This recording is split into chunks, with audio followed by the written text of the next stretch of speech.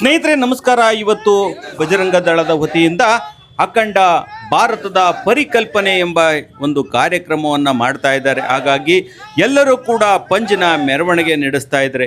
ಈ ಅಖಂಡ ಭಾರತ ಪರಿಕಲ್ಪನೆ ಅಂದರೆ ಏನು ಎಂಬುದನ್ನು ನಾನು ನಿಮಗೆ ಈ ದಿನ ತಿಳಿಸ್ತಾ ಹೋಗ್ತಾ ಇದ್ದೀನಿ.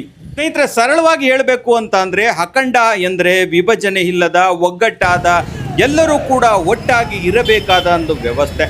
ಬಂಧುಗಳೇ, ಈ ಅಖಂಡ ಭಾರತದ ಒಂದು ಪರಿಕಲ್ಪನೆಯನ್ನು ನಾನು ನಿಮಗೆ ಹೇಳ್ತಾ ಹೋಗೋದಾದರೆ ಇದರ ಹಲವಾರು ದೇಶಗಳು ಬರ್ತವೆ. ಪಾಕಿಸ್ತಾನ, ಬಾಂಗ್ಲಾದೇಶ, ನೇಪಾಳ, ಭೂತಾನ್, ಶ್ರೀಲಂಕಾ ಹಾಗೂ ಕೆಲವೊಮ್ಮೆ ಆಫ್ಘಾನಿಸ್ತಾನಗಳನ್ನು ಕೂಡ ಈ ಭಾರತದ ತೆಕ್ಕೆಗೆ ತಗೋಬೇಕು ಅನ್ನೋದು ಭಾರತದ ಒಂದು RSS ಹಾಗೂ ಈ ದೇಶ ಅಭಿಮಾನಿಗಳ ಉದ್ದೇಶವಾಗಿದೆ. ಸ್ನೇಹಿತರೆ, ಪ್ರಾಚೀನ ಕಾಲದಲ್ಲಿ ಭಾರತ ಪರಿಕಲ್ಪನೆ ಎಂಬುದನ್ನು ನಾವು ನೋಡ್ತಾ ಹೋಗ್ಬೋದು. ಸಿಂಧು ಕಣಿವೆ, ಗಂಗಾ ಕಣಿವೆ, ದಕ್ಷಿಣ ಭಾರತ ಹಾಗೂ ಭಾರತದ ಉಪಖಂಡಗಳನ್ನು ಸೇರಿಕೊಂಡಂತೆ ಎಲ್ಲವೂ ಕೂಡ ಇಲ್ಲಿ ಇದ್ವು.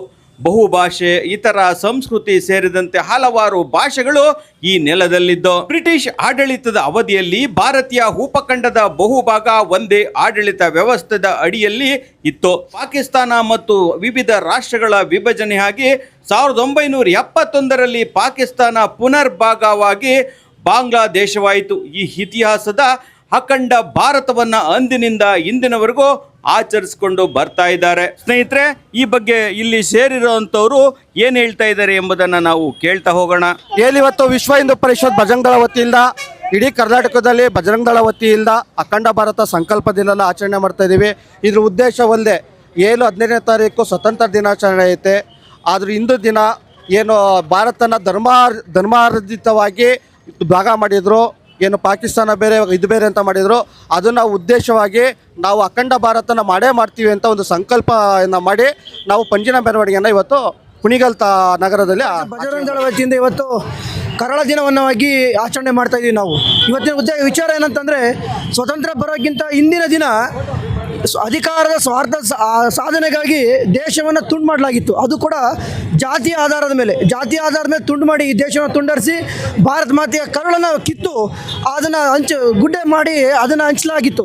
ಈ ಉದ್ದೇಶ ಏನಂತಾಗಿತ್ತು ಅಂದರೆ, ಇಲ್ಲಿನ ಒಂದು ಮುಸಲ್ಮಾನರು ಬೇರೆ ದೇಶ ಅದಕ್ಕೆ ಪ್ರತ್ಯೇಕವಾಗಿ ಹಿಂದೂಗಳ ಜೊತೆ ನಾವು ಬಾಳ್ಲಿಕ್ಕಾಗಲ್ಲ ಅನ್ನೋ ಒಂದೇ ಕಾರಣ ಇಟ್ಕೊಂಡು ಏನು ಇವತ್ತು ಸ್ವತಂತ್ರ ಪಡ್ತಾ ಇರ್ತಕ್ಕಂಥ ನಮ್ಮ ವಿರೋಧಿ ಪಾಕಿಸ್ತಾನ ಜಿನ್ನ ಅನ್ನೋ ಒಂದು ಮತಾಂಧತೆಯನ್ನು ಕ್ರೂರತೆಯಿಂದ ದೇಶವನ್ನು ತುಂಡು ಮಾಡ್ಕೊಂಡು ಹೋಗೋದಾಯಿತು.